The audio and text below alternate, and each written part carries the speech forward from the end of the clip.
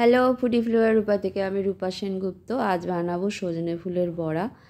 বসন্তকালে এই সজনে ফুল খাওয়া ভালো শরীরের পক্ষে। সে বড়া করেও খাওয়া যেতে পারে, চচ্চড়ি করেও খাওয়া যেতে পারে, যেভাবে হোক খেলে শরীরের পক্ষে ভালো হয়। এখানে আমি ফুলগুলো নিয়ে বেছে নিয়েছি, আর সরু সরু কাঠি থাকে সেই কাঠিগুলো ফেলে দিয়েছি।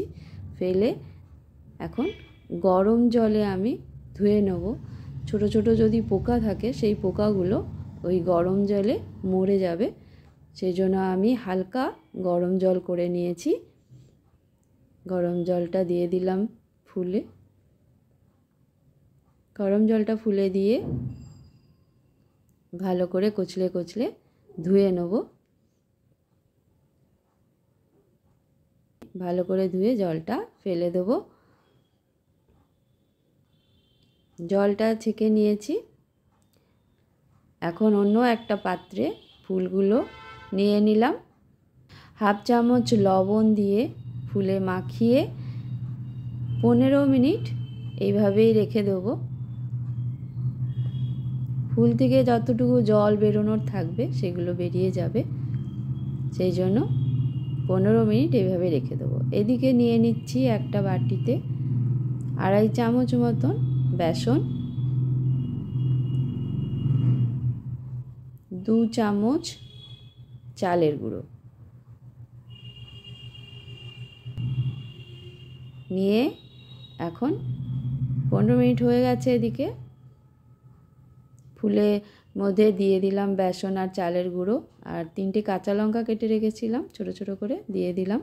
দিচ্ছি হাফ চামচেরও কম হলুদ গুঁড়ো, হাফ চামচের কম কালো জিরে, রোস্টেড তিল নিয়ে নিয়েছি 1 চামচ, লবণ দিয়ে দিচ্ছি অল্প, আগে লবণ দেওয়া ছিল সেই জন্য অল্প লবণ দিলাম।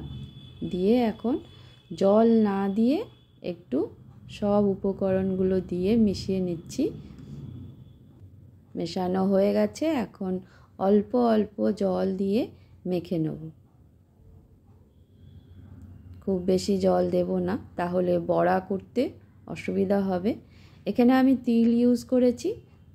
তিল ইচ্ছে না করলে না দিলেও চলবে, কিন্তু ভাজা তিল যখন কোনো কিছুতে ব্যবহার করা হয় একটা সুন্দর গন্ধ বেরোয়। মাখা হয়ে গেছে, এখন লবণ টেস্ট করে নিচ্ছি। আর দিয়ে দিলাম হাফ চামচেরও কম চিনি। চিনি দিতে ইচ্ছে না করলে চিনিটাও স্কিপ করা যাবে। আমার ভালো লাগে বড়ায় হালকা একটু মিষ্টি মিষ্টি, সেই জন্যে হাফ চামচেরও কম চিনি দিয়ে দিলাম। লবণ ঠিক আছে। আর এদিকে গ্যাসে কড়া বসিয়ে দিয়েছি, কড়া গরম হয়ে গেছে। কড়াই দিয়ে দিচ্ছি সাদা তেল, যেহেতু বড়া বানাবো সেই জন্য একটু বেশি তেল দিলাম। তেলটা গরম হতে দেবো। তেল গরম হয়ে গেছে, এখন এইভাবে গোল করে আর একটু চ্যাপ্টা করে নিচ্ছি, যাতে বড়াগুলো খুব সুন্দর করে মচমচে ভাজা হয়। সেই জন্য দিয়ে দিলাম একটা। এইভাবে প্রত্যেকটা বড়া বানিয়ে প্রথমে গোল করে তারপরে একটু চ্যাপ্টা করে নিচ্ছি। বড়াগুলো ছেড়ে দিলাম তেলে।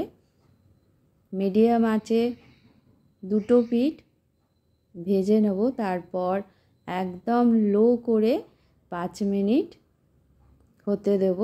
তাহলে লো করে ভাজলে বড়াগুলো বেশ মচমচে হয় আর গরম ভাতের সাথে খেতে দারুণ লাগে। একটা পিঠ হয়ে গেছে ভাজা, আমি উল্টে দিলাম সবকটা বড়া। এদিকে 2টো পিঠই বেশ লাল করে ভাজা হয়ে গেছে, তুলে নিলাম তেল থেকে। প্রত্যেকটা বড়াই ভাজা হয়ে গেছে। ভিডিও যদি ভালো লাগে লাইক শেয়ার সাবস্ক্রাইব করে দেবেন। Thank you.